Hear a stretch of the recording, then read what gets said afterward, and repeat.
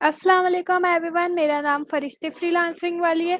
मैं Rehan school online academy में level 1 की स्टूडेंट हूँ। मुझे 3 मंथ्स हो चुके हैं रेहान स्कूल ऑनलाइन एकेडमी में और मैंने इसमें काफ़ी ज़्यादा इंटरव्यू लिए और आज भी हमारे इंटरव्यू में बहुत ही स्पेशल गेस्ट मौजूद हैं जो मॉर्निंग शिफ्ट में फैसिलिटेटर हैं और हमारे रेहान स्कूल ऑनलाइन एकेडमी की वाइस प्रिंसिपल भी हैं।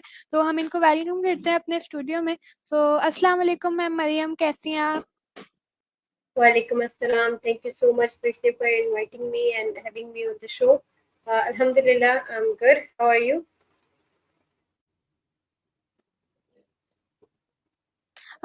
ओके, अल्हम्दुलिल्लाह मैम, मैं भी बिल्कुल ठीक। तो हम पहले अपना इंटरव्यू को शुरू करने से पहले मैम मरियम आप अपना छोटे से इंट्रोडक्शन दे दें। वैसे तो आपको काफ़ी ज़्यादा लोग जानते हैं मगर जो नहीं जानते वो भी आपको जान सकें। जी बिल्कुल। मेरा नाम मरियम जुल्फ़िकार है। तमाम सोशल मीडिया प्लेटफॉर्म पे मुझे जो है वो मरियम जुल्फ़िकार ट्रेनिंग वाली के नाम से जाना जाता है। मेरा ताल्लुक एक गांव से है जिसका नाम करीवाला है, तहसील शाहपुट, और उसका ज़िला जो है वो ननकाना साहब है। और अभी जो हूँ मैं रेहान स्कूल ऑनलाइन एकेडमी में वाइस प्रिंसिपल होने के फ़राइज़ सर अंजाम दे रही हूँ। इसके अलावा मैंने 8 साल जो है वो मुख्तलिफ स्कूलों में पढ़ाया है एज़ अ मैथ्स टीचर, और बहुत सारी दूसरी रिस्पॉन्सिबिलिटीज़ भी मैंने बतौर टीचर जो है वो पूरी की है। ये मेरा छोटा-सा तारुफ है। जी फरिश्ते। ओके, सो आपका बहुत अच्छा लगा हमें और मुझे एक नई बात भी चली कि आप नॉर्मल स्कूल में भी टीचर रही हैं मैथ्स के, वो भी 8 इयर्स। ये बहुत अच्छा एक्सपीरियंस होगा आपका। 8 इयर्स काफ़ी ज़्यादा टाइम होता है, आपने उसमें भी काफ़ी चीज़ें की। तो हम अपना इंटरव्यू शुरू करते हैं और मेरा इंटरव्यू का सबसे फर्स्ट क्वेश्चन ये है कि मैम मरियम, सब क्वेश्चन से पहले थैंक यू सो मच, आपने मुझे अपना इतना प्रीशियस टाइम दिया, इतना लेट नाइट भी आपने मुझे टाइम दिया इंटरव्यू के लिए। नहीं, थैंक यू सो मच आपका बेटा, और आपने मुझे अपने शो में इनवाइट किया। Thank you so much for this opportunity. So yeah it's little bit late but it's okay. Okay, so मेरा फर्स्ट क्वेश्चन मैम मरियम आपसे ये है कि आपने रेहान स्कूल ऑनलाइन एकेडमी कब ज्वाइन किया था? मैंने रेहान स्कूल ऑनलाइन एकेडमी 15 मार्च 2024 को ज्वाइन किया था, और उस दिन जुम्मा था। ओके, 15। ओके, तो आपने जब आप ज्वाइन किया था तो आपने फैसिलिटेटर के ही तौर पे ज्वाइन किया था, मतलब आपने सोचा था कि मुझे फैसिलिटेटर ही बनना है, या फिर रेहान ने आपको बोला या आपको ऑफर दी कि आप फैसिलिटेटर बन जाएं हमारे स्कूल की?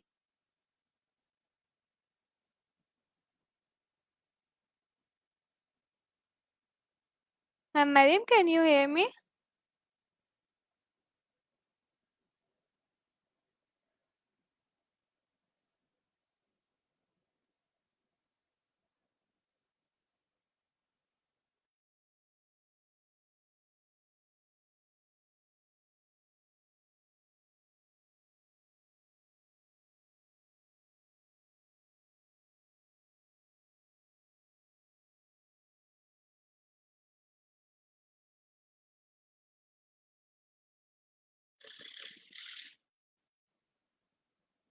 ओके, सो मैम मरियम अभी किसी वजह से डिस्कनेक्ट हो गई हैं, तो इंशाल्लाह वो हमें 1 मिनट के अंदर ज्वाइन कर लेंगी। तब तक मैं आपको भी अपना इंट्रोडक्शन दे देती हूँ पूरा। मेरा नाम फरिश्ते फ्रीलांसिंग वाली है। मैं रेहान स्कूल ऑनलाइन एकेडमी की स्टूडेंट हूँ और मुझे वैसे सोशल मीडिया प्लेटफॉर्म पे फरिश्ते फ्रीलांसिंग के नाम से जाना जाते हैं और मेरा वैसे नाम फरिश्ते अरशद है। तो इंशाल्लाह मैम मरियम हमें अभी ज्वाइन करेंगी।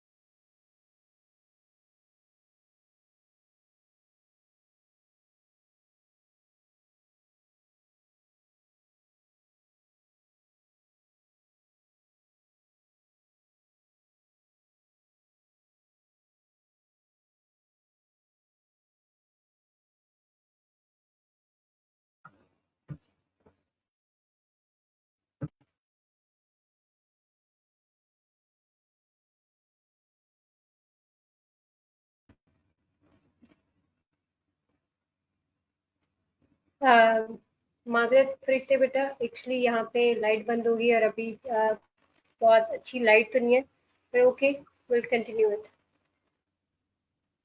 ओके, तो कोई बात नहीं। am I audible ma'am to you? Yes you are audible. Okay, तो मैं फिर से रीस्टार्ट करूँ स्ट्रीम या मैं कंटिन्यू करूँ? Continue continue.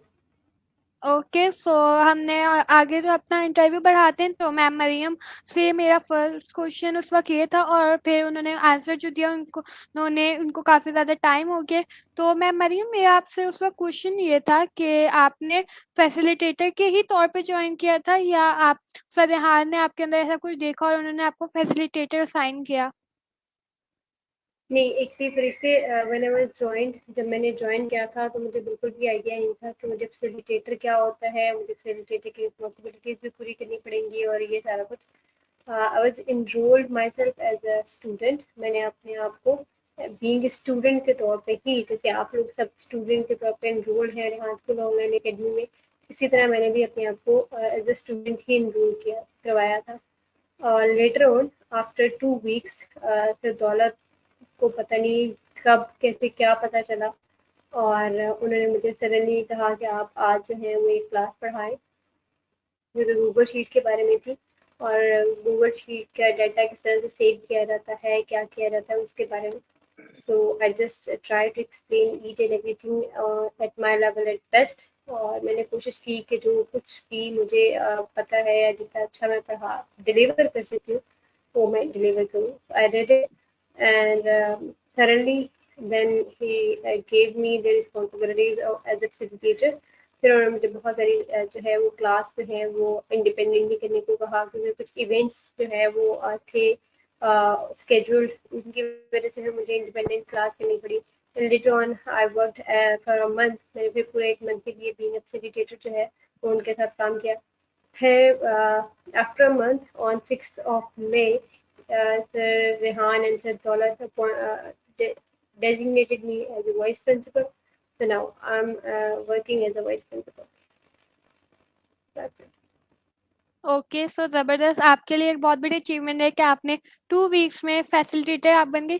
तो मैम मरियम, वैसे तो आपने 8 ईयर्स का एक्सपीरियंस पहले भी रखा था टीचर होने का, तो आप इतनी ज़्यादा हेजिटेंट तो नहीं होंगी बच्चों को पढ़ाने में, क्योंकि आपने पहले भी बच्चों को पढ़ाया होगा। तो आप उस वक़्त आपका एक्सपीरियंस क्या था? आप हेजिटेंट थी या आपको खुशी हो रही थी कि मैं फैसिलिटेटर असाइन हुई हूँ और आप एक्साइटेड थी कि मैं आगे जाके और भी क्लासेस संभालूंगी और मैं वाइस प्रिंसिपल, आपने कभी सोचा था आप वाइस प्रिंसिपल बन जाएंगी रेहान स्कूल की? Uh, नहीं, मैंने वाकई नहीं सोचा था। It was literally a surprise for me कि मुझे एकदम से जो है वो as a vice principal announce किया गया। तो ये वाकई बहुत बड़ी अचीवमेंट थी मेरे लिए। और yes, it is a very remarkable achievement. After 2 week I was just recognised as a facilitator, और हम बहुत सारे स्टूडेंट थे जिनमें से I was the first one who got the opportunity, जिसको ये पहली अपॉर्चुनिटी जिसको प्रोवाइड की गई। I was the first one. Like मैं अगर आपको बताऊँ अपना स्टार्टिंग का जर्नी, तो at that time when I enrolled myself, तो तब हमारे साथ हमारे जो टीचर्स थे वो सर दौलत टेलर सला हमारे तब के प्रिंसिपल थे, और टीचर भी थे, वो हमें फैसिलिटेट भी करते थे। और साथ ही साथ सर रहमत इम्तियाज़ वाला भी मेरे टीचर ही हैं, और वो एज ए टीचर मुझे बहुत सारी चीज़ें वो गाइड करते थे, हमें बताते थे, और हमारी क्लासेस को प्रॉपर कंडक्ट करते थे, जैसे वो अब नाइट शिफ्ट में अपनी सारी फैसिलिटेशन आप लोगों को प्रोवाइड करते हैं। तो यार, I also learn lot of things. मैंने बहुत कुछ सीखा सर दौलत से, सर रहमत से, और अभी तक बहुत सारी चीज़ें मैं सीखी हूँ। बहुत सारी चीज़ें ऐसी होती हैं जो कि टाइम के साथ साथ जो है वो आप सीखते हैं। और अल्हम्दुलिल्लाह आई एम सो ब्लेस्ड कि मुझे जब भी कोई प्रॉब्लम हो, कोई भी किसी भी तरह की हो, वो मेरी पर्सनल हो, हमारी इस फाउंडेशन रिलेटेड हो, they help me a lot कि आप किस तरह से हम कंपनसेट कर सकते हैं कि आपकी जो क्लासेस में डिस्टर्ब नहीं हो, तो आपको बाकी सारे काम भी आपके रूटीन था वो चलते रहे। तो या लेकिन ये मैंने बिल्कुल नहीं सोचा था कि मैंने फैसिलिटेटर भी बनना है और मुझे यहाँ पे आके ये सारे काम भी करने पड़ेंगे।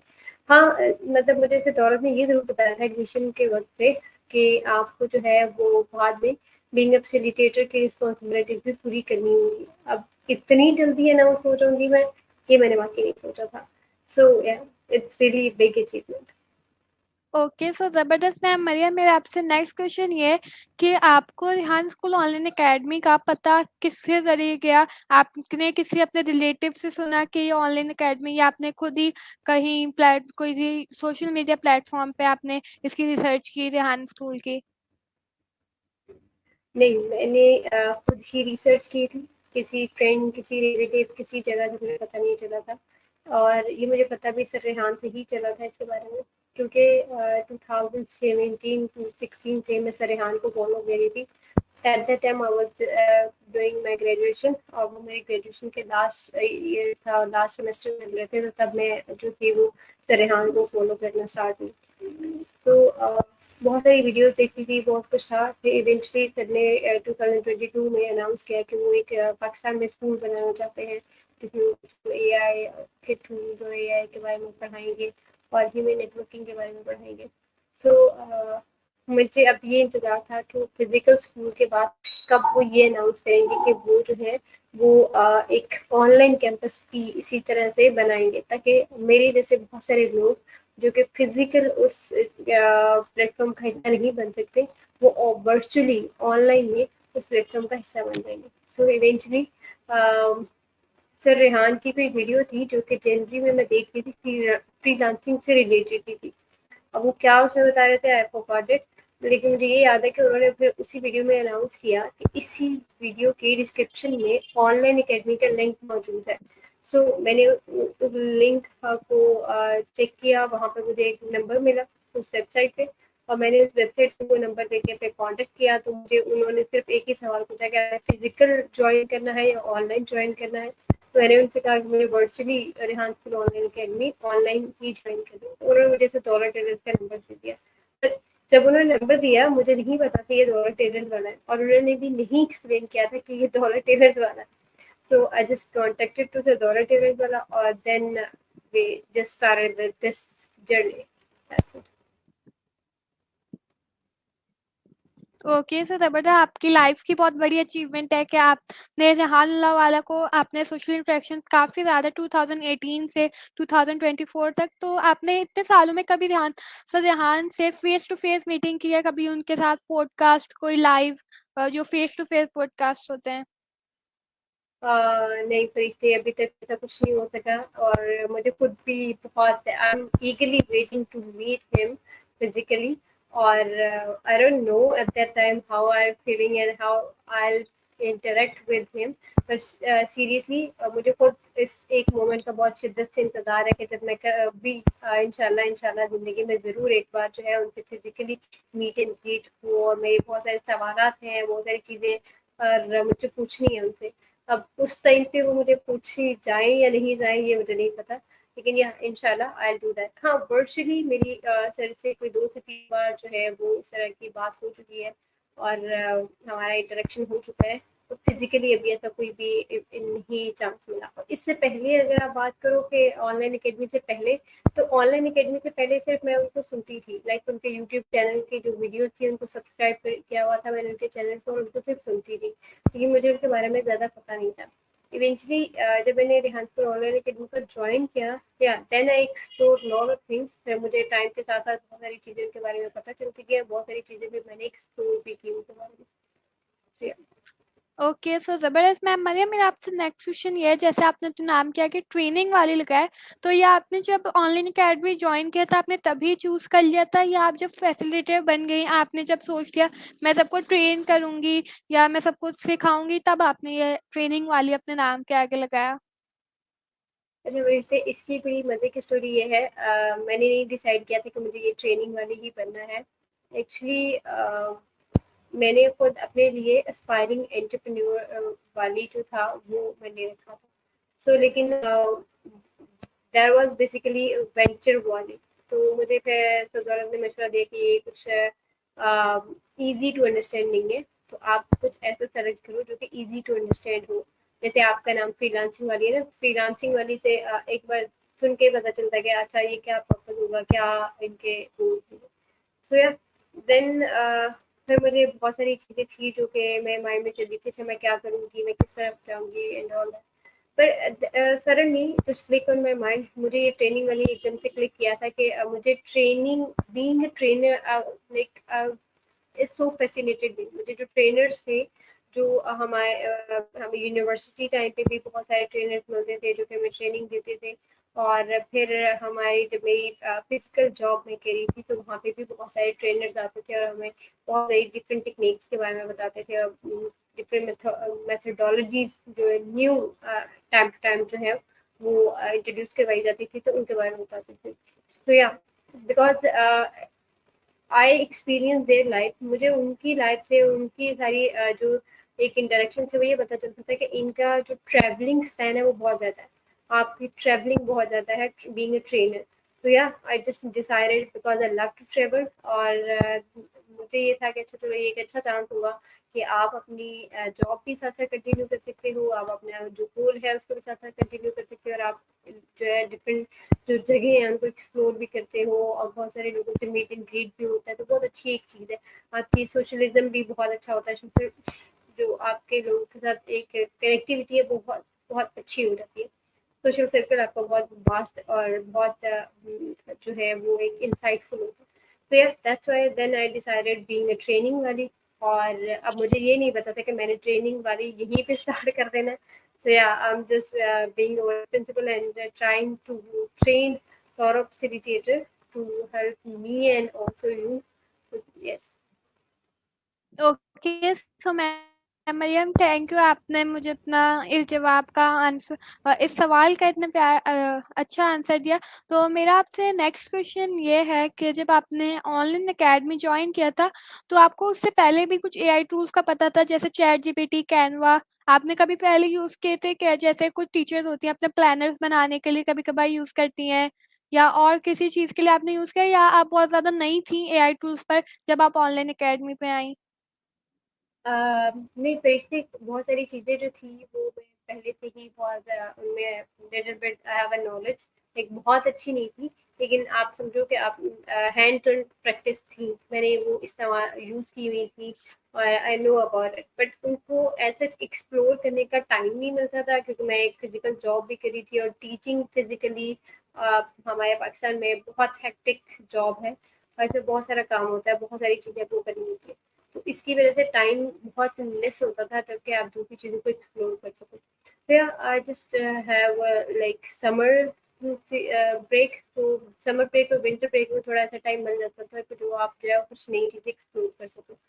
सो मैंने समर ब्रेक्स में ही कैनवा जो था उसको यूज़ करना शुरू किया था। इट वाज लाइक 2019 और 2021 22 है, उनके बाद 19 से ऑनवर्ड मैं समर ब्रेक में थोड़ा थोड़ा कैनवा जो है उसको खुद ही इंडिपेंडेंटली जो है वो लर्निंग बाय डूइंग वाले पर्पज पे फॉलो करते हुए, और मैं वो काम कर रही थी, लेकिन ऐसा मेरा कोई मेंटोर, कोई टीचर नहीं था कैनवा सिखाने वाले, तो yeah I just go with it. But rest of the AI tool जो आपने बाकी बात की कि मुझे चैट जीपीटी या बाकी एआई टूल जो है हमारे पास, जैसे परप्लेक्सिटी है, जेमिनी है, ये सारे, इनका मुझे नहीं पता था, ये मुझे रिहांस ऑनलाइन अकेडमी ज्वाइन करने के बाद पता चला। तो आफ्टर दैट उसके बाद से फिर मैं भी इन एआई टूल्स को कोशिश करती हूँ कि बहुत ज़्यादा यूज़ किया जाए, क्योंकि तिहानपुर ऑनलाइन अकेडमी की सबसे अच्छी बात यह है कि वो एआई टूल्स को कोशिश करें कि हर एक जो आपके पास एक टास्क है उसमें लाजमी वो इंक्लूडेड हो, तो आपकी एक बहुत अच्छी दोस्ती हो जाती है फिर एआई टूल्स के साथ।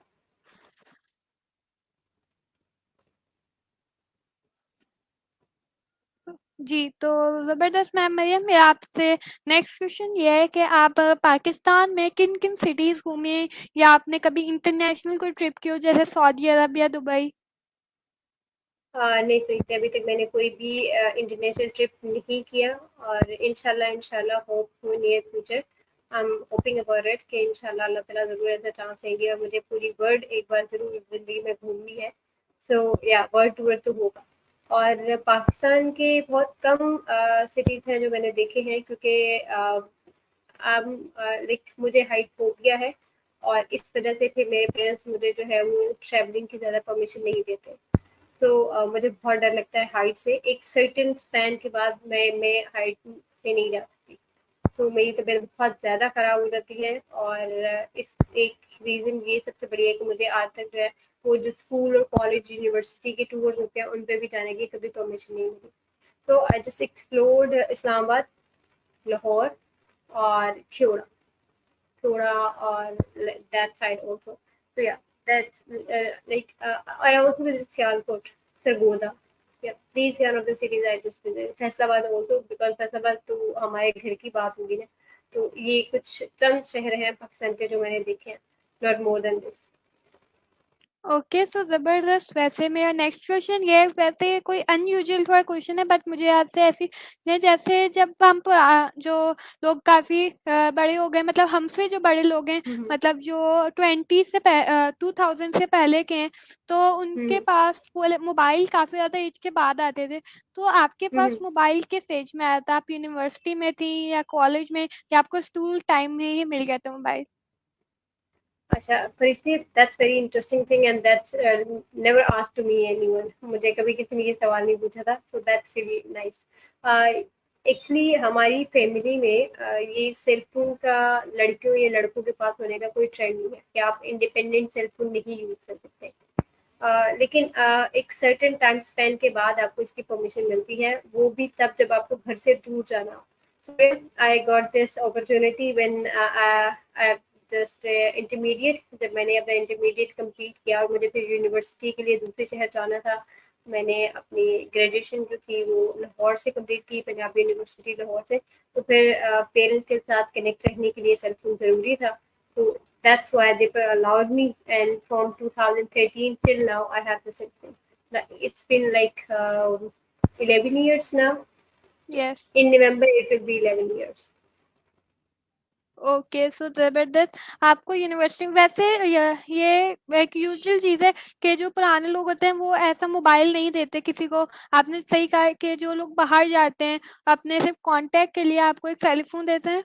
और इसी से बिल्कुल। रिलेटेड मेरे पास आपसे एक क्वेश्चन है, जैसे पुराने ज़माने में मतलब 2000 में और 2013 में ज़्यादा जो स्मार्टफ़ोन्स हैं वो नहीं चलते, तो आपके पास स्मार्टफ़ोन था या जो वो नोकिया का नहीं, फ़ोन आता है वो मेरे था? पास तब जो कीपैड नोकिया वाला सेल फोन था 105, Nokia 105, that was little bit like that. I have the picture of that phone still in my laptop. उस फोन की भी तक मेरे लैपटॉप में पिक्चर भी है। That was the super memory I have. And you know what, at that time मेरा वो जो सेल फोन था जो कि मुझे दिलाया गया पापा की तरफ से, I'm still using the same number from the last like 11 years.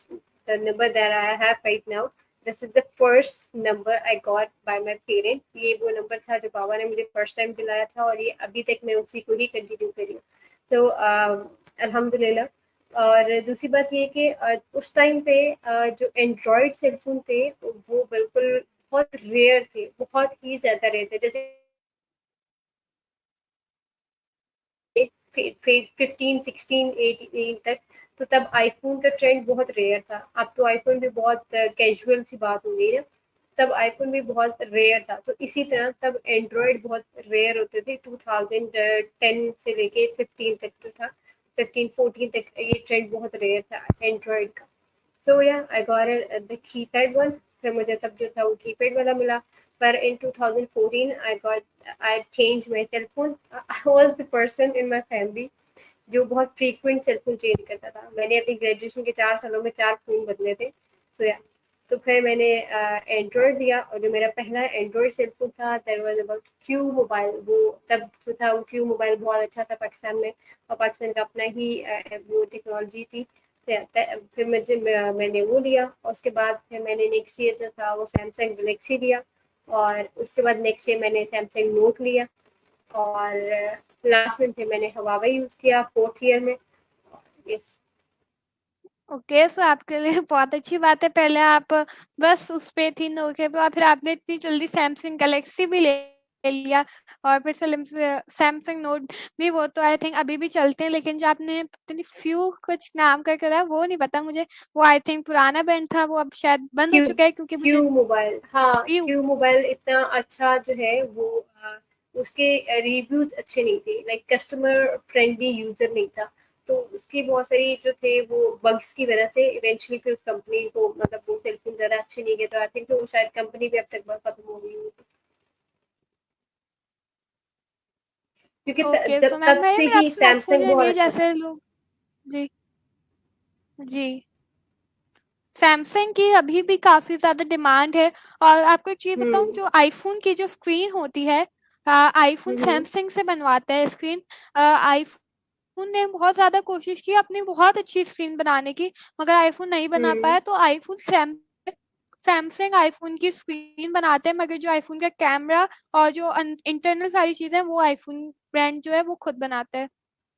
सही सही, so that's in what new for me. इस जनरेशन में अभी भी सैमसंग बहुत ज़्यादा डिमांडिंग है। तो मैं मरियम जो आपको जाने का बहुत शौक हो या आपने किसी अपने फ्रेंड से सुना वो उस मुल्क गया हो, उसने उनके आपके बारे में आपको बताया हो कि ये मुल्क बहुत अच्छा है और आपको जाने का बहुत दिल हो? एक्चुअली फिर से मुझे जो विजिट करने का बहुत ज़्यादा शौक है दैट वाज़ द कनाडा। मेरा फेवरेट कंट्री में से एक है कनाडा। मुझे कनाडा जाने का बहुत ज़्यादा शौक है। अगर मुझे कोई कहे भई वर्ल्ड टूर एक साइड पे और कनाडा एक साइड पे, तो आप किसको सेलेक्ट करोगे? I prefer Canada. तो क्योंकि मुझे कनाडा विजिट करने का बहुत ज़्यादा शौक है और बिकॉज़ ऑफ लाइक उसका जो वेदर और जो वहाँ की एक स्नो बहुत ज़्यादा होती है वहाँ पे। सो या that's why I like the Canada most. Okay, so snow अगर आपने बोला है तो अगर मुझे सही आवाज़ आई है हेड ने तो स्नो हम्म तो ज़्यादातर पहाड़ों पे होती हैं तो आपको तो वो आई डोंट नो सो क्या हाँ, बोलते हैं फोबिया जो है आपको वो हाइट से वो उसके बाद भी आप वहाँ कनाडा में कैसे स्नो को एक्सप्लोर करेंगी? लाइक वो माउंटेनियर सिटी नहीं है ना, वहाँ पे ज्यादा पहाड़ या इस तरह से नहीं है। That's a smooth one, like आप घर पे बैठ के भी स्नो को एंजॉय कर सकते हैं। That's good oh, thing. लेकिन ओके, जो हमारे पाकिस्तान में है वो स्नो एंजॉय करने के लिए आपको नॉर्दर्न एरियाज ही जाना है, और नॉर्दर्न एरिया जो है एज आई टोल्ड यू कि मैं नहीं जा सकती। सो या दिस इज द रीजन।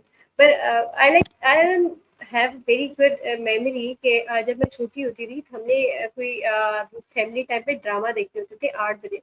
उसमें कोई 2 से 3 ड्रामे कंसेक्यूटिव ऐसे दिखाए गए 3-4 महीनों में, जहाँ पे उन्होंने कनाडा को बहुत अच्छा पोर्ट्रे किया था। सो उस चाइल्डहुड मेमोरी को अभी तक वो मेरे साथ है कि मुझे कनाडा को एक वो फैंटेसी बहुत अच्छी लगी उसको देख के। So that's why I am just fantasise the Canada कि मुझे कनाडा ही जाना है और एक बार तो जरूर जाना है। So let's see, hope for the best. Okay, इंशाल्लाह आप कनाडा भी टूर करेंगी। मैम मरियम मेरा आपसे Um, नेक्स्ट क्वेश्चन ये है कि वैसे बच्चों से ज़्यादा सवाल नहीं पूछा जाता, अगर आपके पास कोई बड़ा आता है तो उससे जाता है क्योंकि उसने अपने लाइफ का बहुत ज़्यादा टाइम गुजरा होता है, तो आप अपनी लाइफ जर्नी के बारे में थोड़ा बताएं कि अगर आपको याद हो कि आपका जो फर्स्ट स्कूल था जो मॉन्टेसरी बच्चे जाते हैं और वो कौन सा था और आप किन किन एज में कहाँ कहाँ घूमी, जैसे आपने बताया इस्लामाबाद आप घूमी, आप लाहौर घूमी, तो अच्छा, ये सब जो शेयर करें। बिल्कुल मैं शेयर करूँगी। तो इसमें सबसे इंटरेस्टिंग बात ये है कि मेरा कोई मोंटेसरी स्कूल नहीं था। I just join the school from grade 2। Directly I enrolled grade 2। मैं इससे पहले वाली मेरी कोई स्टडी नहीं है। मैंने कोई मोंटेसरी प्री मोंटेसरी नहीं, कुछ भी नहीं पढ़ा हुआ। तो या और गाँव में ये ट्रेंड होता है कि बच्चा जब 5 साल का होगा तो वो डायरेक्ट जो है वो नर्सरी या प्रेप क्लास में ही पढ़ता है। तो यहाँ पे मोंटेसरी का कोई भी ट्रेंड नहीं था, और ये मोंटेसरी स्कूल तो अभी ये लेट 2015 के बाद ज़्यादा इनका ट्रेंड स्टार्ट हुआ है। इससे पहले 2015 से पहले मोंटेसरी स्कूल के ट्रेंड सिर्फ बड़े बड़े शहरों में था, जैसे कराची, लाहौर, इस्लामाबाद, इन शहरों में था। अब जो है वो बहुत नॉर्मल सिटीज़ में भी मोंटेसरी का कॉन्सेप्ट आ गया। फिर और मैंने इससे पहले जो भी मेरी बेसिक एजुकेशन थी वो घर पे अम्मी ने और पापा ने ही दी। और जिस स्कूल में मेरा एडमिशन हुआ वो हमारे गांव का ही स्कूल था, लेकिन वो प्राइवेट स्कूल था। और वो लोग जो थे वो लाहौर जो है एक कोई स्कूल था, हाँ पीएफ का स्कूल था, जिसका करिकुलम हमें यहाँ पे पढ़ा रहे थे।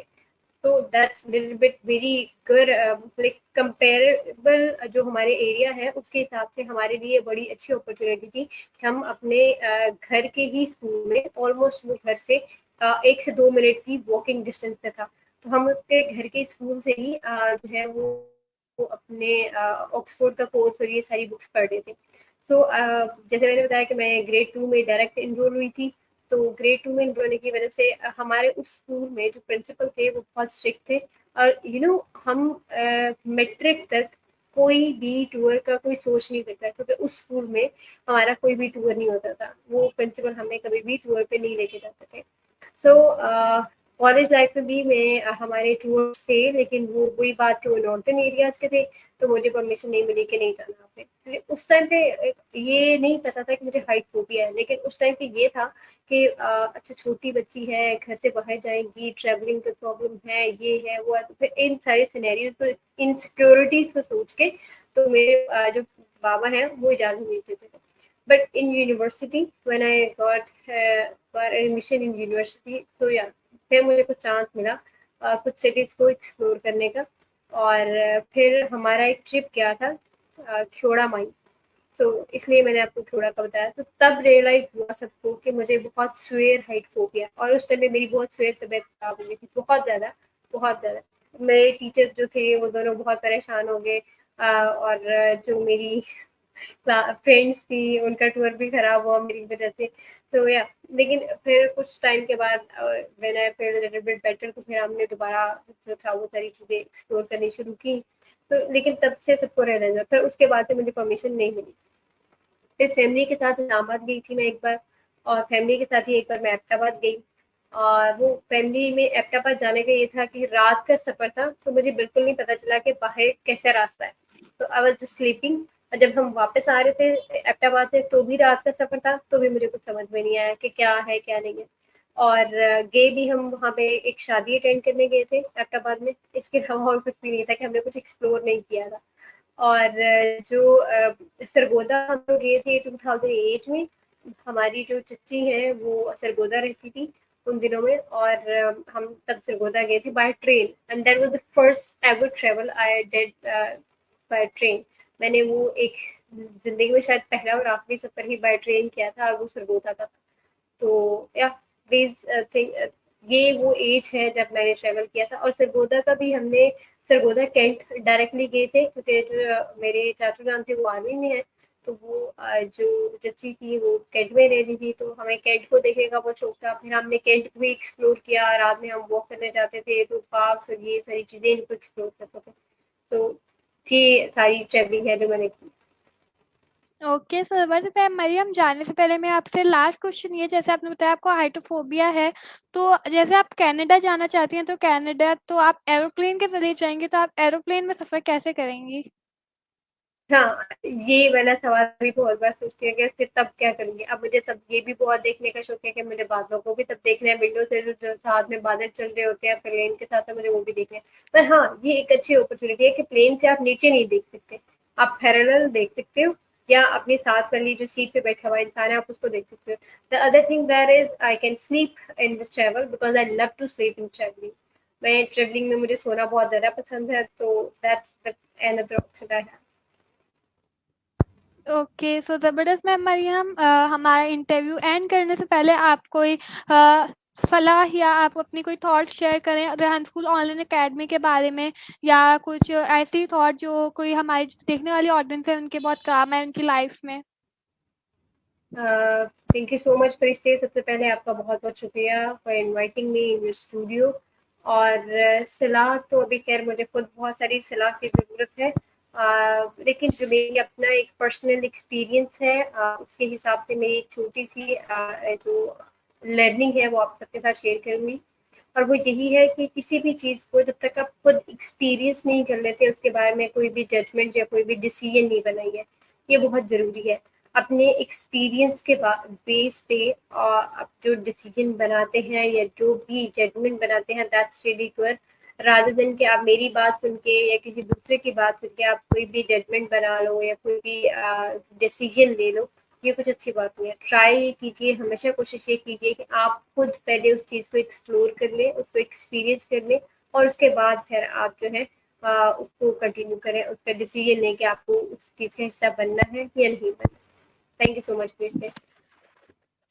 वेलकम मैम, आपने इतना इतना प्रीशियस टाइम दिया कि 12 o'clock में आप भी सो जाती होंगी। वैसे मेरी तो आदत हो गई क्योंकि नाइट शिफ्ट क्लास 12 o'clock ही एंड होती है, तो thank you so much for your precious time.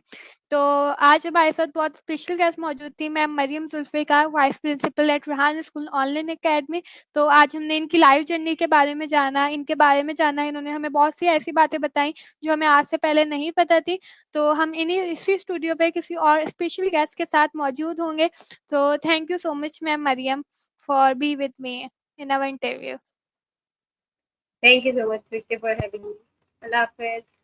Allah Hafiz.